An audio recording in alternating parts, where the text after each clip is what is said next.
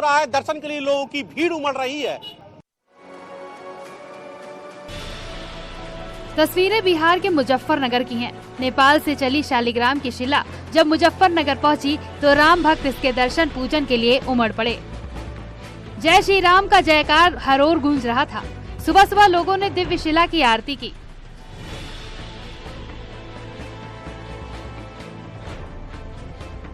मुजफ्फरनगर के कांटी छिन मस्तिका मंदिर के पास रात विश्राम और दर्शन पूजन के बाद दिव्य शालिग्राम शिला की सवारी आगे के सफर पर निकल पड़ी। नेपाल के पोखरा से निकली शालिग्राम शिला यात्रा भारत नेपाल सीमा पर जहटी बॉर्डर होते हुए बिहार के मधुबनी पहुंची। इसके बाद दरभंगा होते हुए मुजफ्फरनगर पहुंची।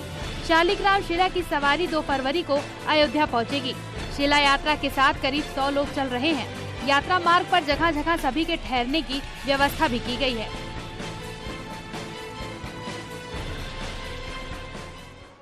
जम्मू कश्मीर के सोनमर्ग में जमकर बर्फबारी हुई है, जिससे वहां चारों तरफ बर्फ दिखाई पड़ रही है। इस बर्फबारी से जहां पर्यटक खुश हैं, तो वहीं स्थानीय लोगों के सामने परेशानी बढ़ गई। जहाँ तक नजर गई वहाँ सिर्फ और सिर्फ बर्फ ही बर्फ नजर आ रहा है। बर्फबारी की वजह से सड़क पर 3 फीट मोटी बर्फ की चादर ढक गई है, तो वहीं ऊंचाई पर बने घर तक बर्फ का टीला नजर आया है।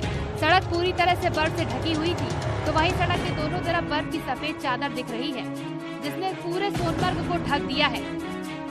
बर्फबारी की वजह से सोनमर्ग में तापमान तेजी से लुढ़क गया। वहीं बर्फबारी और ठंड से बचने के लिए लोगों ने खुद को घरों में कैद कर लिया। इसके साथ ही अनुमान लगाया जा रहा है कि आगे भी इस तरह की बर्फबारी सोनमर्ग में जारी रहेगी। बर्फबारी के बाद पहाड़ गुलजार हैं। बर्फबारी के बाद उत्तराखंड की सुंदरता में 4 चांद लग चुके हैं, तो वहीं बर्फबारी के बाद कई हाईवे भी बंद हैं। मिनी स्विट्जरलैंड यानी चोपता में इन दिनों बर्फबारी के बाद चोपता की सुंदरता में 4 चांद लग गए हैं।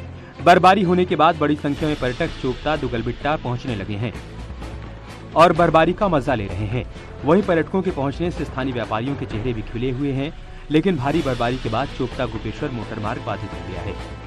और ये बहुत ठंड है यहाँ पे और अच्छा है।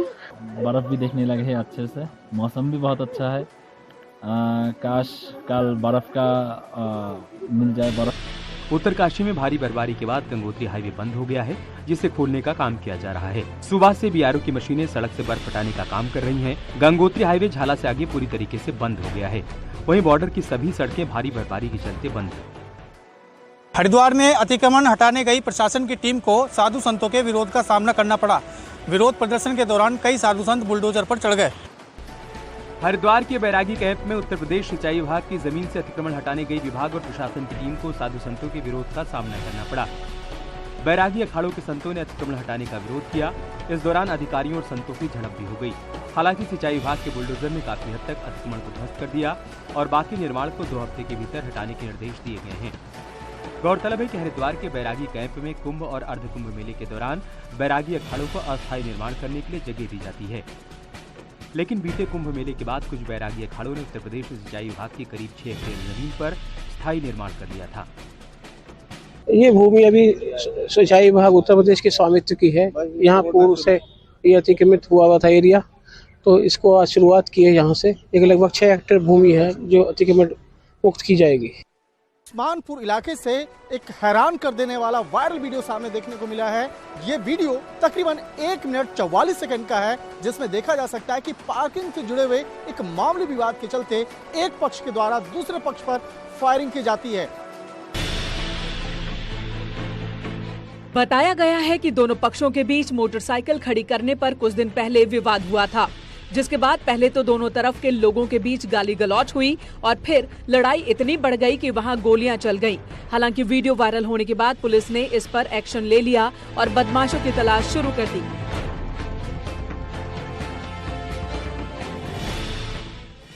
दिल्ली के थाना उस्मानपुर इलाके के खड्डे वाली मस्जिद के पास बेखौफ बदमाशों ने ताबड़तोड़ फायरिंग की। फायरिंग करते हुए बदमाश मोबाइल के कैमरे में रिकॉर्ड हुए। मोबाइल की तस्वीरों में साफ दिख रहा है कि किस तरह से बदमाश एक के बाद एक ताबड़तोड़ फायरिंग कर रहे हैं। पुलिस के आला अधिकारी इसके बाद मौके पर पहुंचे और जांच की शुरुआत की। मेरठ में हिट एंड रन मामला सामने आया है। थार कार चला रहे एक शख्स ने 2 युवकों को रौंद दिया। दोनों की मौके पर ही मौत हो गई। मेरठ में एक भयंकर हादसा सीसीटीवी कैमरे में रिकॉर्ड हो गया। बेकाबू थार ने स्कूटी सवार 2 युवकों को टक्कर मार दी, जिसके बाद दोनों की मौके पर ही मौत हो गई। वहीं कार चालक मौके से कार लेकर फरार हो गया। हिट एंड रन केस के मामले में पुलिस जांच कर रही है। कार का सीसीटीवी फुटेज पुलिस के हाथ लगा है। पुलिस जांच के मुताबिक थार बिजनौर के एक नेता की बताई जा रही है। घटना परीक्षितगढ़ क्षेत्र के औरंगाबाद इलाके की है। 2 लड़के स्कूटी से परीक्षितगढ़ से आ रहे थे खजूरी की तरफ। पीछे से तेज रफ्तार की गाड़ी जो इनको टक्कर मार दी, जिसमें इनकी दर्दनाक मृत्यु हो गई। डेड बॉडी की पोस्टमार्टम करा दिया गया। मुख्तार के साथ साथ उसके करीबियों की भी संपत्ति पर कुर्की की कार्रवाई लगातार जारी है। मऊ में मुख्तार के करीबी रहे हाजी रफीक अहमद उर्फ टाइगर की 2 करोड़ की संपत्ति कुर्क की गई है। माफिया मुख्तार के करीबी कारोबारी हाजी रफीक उर्फ टाइगर की 2 करोड़ की संपत्ति प्रशासन ने कुर्क कर ली है। सुनो। सर्वसाधारण के लिए एक सूचना है, आप सभी लोग उसको ध्यान से सुने। बताया जा रहा है कि पहले भी कई संपत्ति जब्त हो चुकी है। कारोबारी हाजी रफीक ने अवैध तरीके से संपत्ति बनाई थी। पहले टाइगर के एक बूचड़ खाने पर बुलडोजर चल चुका है, जिसकी कीमत 3.5 करोड़ रुपए थी। ये गैंगस्टर एक्ट के तहत 14(1) के तहत माननीय जिलाधिकारी मऊ महोदय के कल के आदेश के अनुक्रम में रफीक उर्फ टाइगर की संपत्ति आराजी नंबर 221-57 कड़ी ये कुर्क की गई है। सर कितने की लागत की है? 1 से 2 करोड़ के बीच की संपत्ति। हाथरस में अपनी मांगों को लेकर एक महिला पानी की टंकी पर चढ़ गई। महिला लगाए गए बिजली चोरी के आरोपों से नाराज बताई जा रही है। हाथरस में एक महिला पानी की टंकी पर चढ़ गई और जमकर हंगामा किया। महिला का आरोप है कि बिजली विभाग ने उस पर झूठे बिजली चोरी के आरोप लगाए हैं, जिससे महिला नाराज है। सूचना के बाद पुलिस भी मौके पर पहुंची। वहीं हंगामे के दौरान जुटे लोग तमाशबीन बने रहे। पूरा मामला घास मंडी के पास का है। हमला हो गया, ये कौन पानी की टंकी में चढ़ गया है? कोई बिल का बता रहे हैं, कोई बिल ज्यादा के लिए है। समस्या का हम सुननी चाहिए। ये गरीब जनता की समस्या नहीं सुनेंगे तो क्या होगा? ये सरकार ने ऐसे हो रहा है, 1 के 4 लगा के लोगों को दे रहे हैं, लोगों को परेशानी हो रही है। देवरिया में गेट लगाने को लेकर 2 पक्ष आमने सामने आ गए।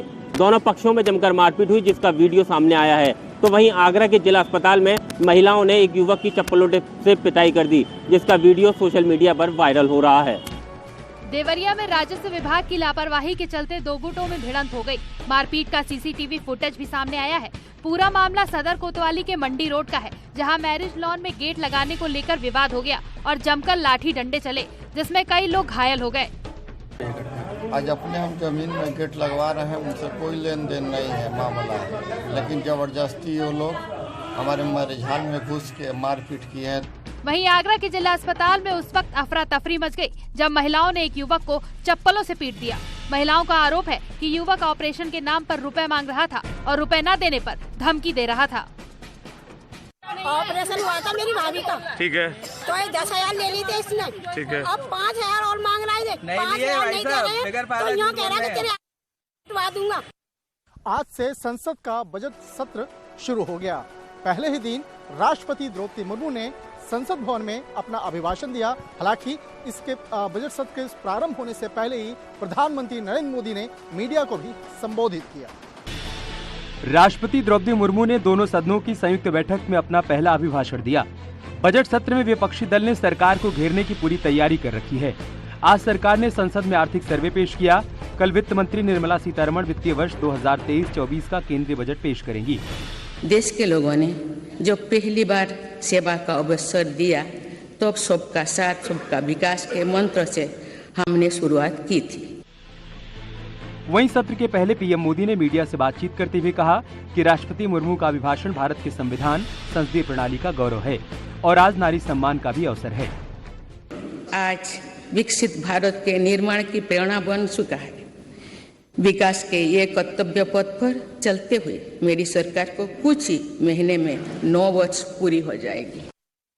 राजधानी लखनऊ में सपा कार्यालय के बाहर एक पोस्टर लगा है। इस पोस्टर में लिखा है, गर्व से कहो हम शूद्र हैं। इस पोस्टर को अखिल भारतीय कुर्मी क्षत्रिय महासभा ने लगाया है। रामचरितमानस पर समाजवादी नेता स्वामी प्रसाद मौर्य की विवादास्पद टिप्पणी से सियासत गरमाई हुई है। हिंदू संगठन और भारतीय जनता पार्टी के नेता समाजवादी पार्टी पर लगातार हमलावर हैं। इस बीच लखनऊ में सपा कार्यालय के बाहर एक पोस्टर लगाया गया है। पोस्टर में लिखा है कि गर्व से कहो कि हम शूद्र हैं। इस पोस्टर को अखिल भारतीय कुर्मी क्षत्रिय महासभा की ओर से लगाया गया है। पोस्टर पर संगठन के राष्ट्रीय महासचिव डॉक्टर उत्तम प्रकाश सिंह पटेल ने अपने नाम के साथ शूद्र लिखा हुआ है। वहीं समाजवादी पार्टी के प्रवक्ता सुनील सिंह साजन पार्टी कार्यालय के सामने लगाए गए शूद्र वाले पोस्टर का समर्थन कर रहे हैं। देखिए, जहां तक सवाल समाजवादी पार्टी के बाहर पोस्टर का है तो उसमें क्या बुराई क्या है और किसको तकलीफ है? भाई, हम समाजवादी लोग हैं। बता दें कि स्वामी प्रसाद मौर्य ने इसी साल 22 जनवरी को श्री रामचरितमानस की एक चौपाई का जिक्र करते हुए कहा था कि उसमें पिछड़ों, दलितों और महिलाओं के बारे में आपत्तिजनक बातें लिखी हुई हैं, जिससे करोड़ों लोगों की भावनाओं को ठेस पहुंचती है। इस वजह से इस पर पाबंदी लगनी चाहिए।